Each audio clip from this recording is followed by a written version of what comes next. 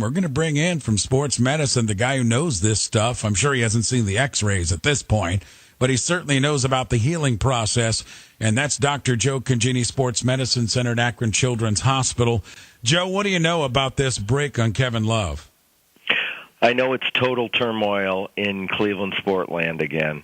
I mean, there's this team turmoil every day, but this one really throws everything into just chaos as far as turmoil and what they're going to do and how they already were trying to integrate a lot of people into play, and now with Love out and maybe back in, I think he'll be back in.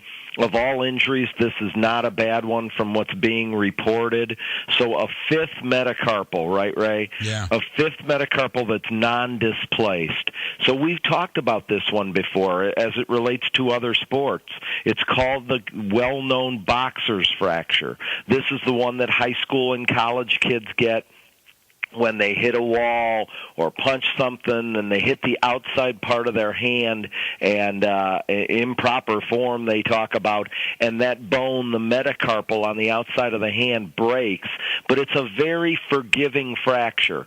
Some of the other metacarpals, as you move closer to the thumb, are not as forgiving. And what I mean by that, Ray, is that if you have, for instance, your index finger, second metacarpal, it doesn't. If it angulates at all, it doesn't heal as well, and they have to fix it surgically. So we'll find out later today. They're saying non-displaced, and because in high school kids we accept angles as high as 20, 30, 35%, because we know they'll heal in a nice splint. Many high school kids heal these very well.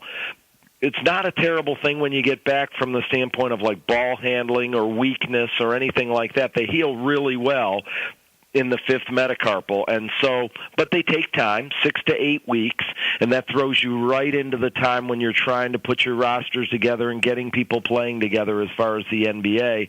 So it's going to be tremendously disruptive, but it is one that's the fifth metacarpal is known as the boxer's fracture. I looked at the highlight a couple times this morning. It didn't look like the classic mechanism. He was just fighting over the basketball. Did you see when it happened last night, Ray? I saw the highlights. I didn't see it live. Yeah. Yeah, and so that's not the typical mechanism. Maybe fall on your hand, maybe inadvertently hit somebody on a hard surface is usually, it looked like he was kind of fighting for the ball. The other odd part is all these hand fractures that he's had in the past, as we're kind of, uncovering and looking back all the way back to 2012 on the right side. He had both a third and a fourth metacarpal over there on the right side. This is his left side. But it has the recovery time is pretty good. There's not a lot of dysfunction when you get back of like weakness and working on grip strength and things like that. We have this in many high school and college athletes, and they do very, very well when they get back, but it's going to be all of 6 to 8 weeks. Joe, is this, and you've talked about this in the past, is this a bone, a break where the blood gets to it easily that helps in the healing process? Because you've talked in the past, we do have some bones in our body. The blood doesn't get to readily and makes it more difficult to heal. Yes, you're all over stuff like this. You listen really well. You could be coming down for one of our medical conferences down here maybe this morning after your work today, Ray. You're good on medical things.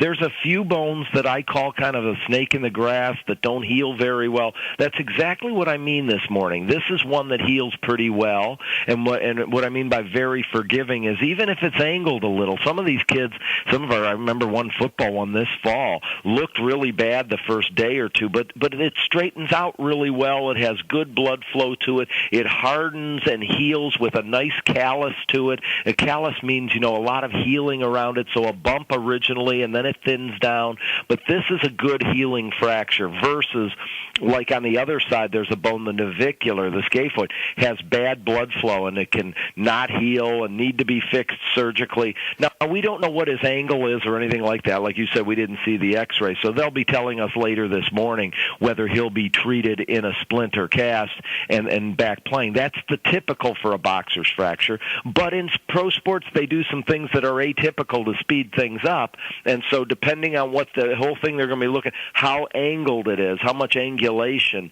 as to whether they would decide to do anything with it with hardware hardware or a screw or surgery. But most of these are treated without surgery in our world, and they do very well. So Kevin Love, and is the prognosis correct, Joe, when they say 6 to 8 weeks? Yeah, 6 to 8 weeks is right.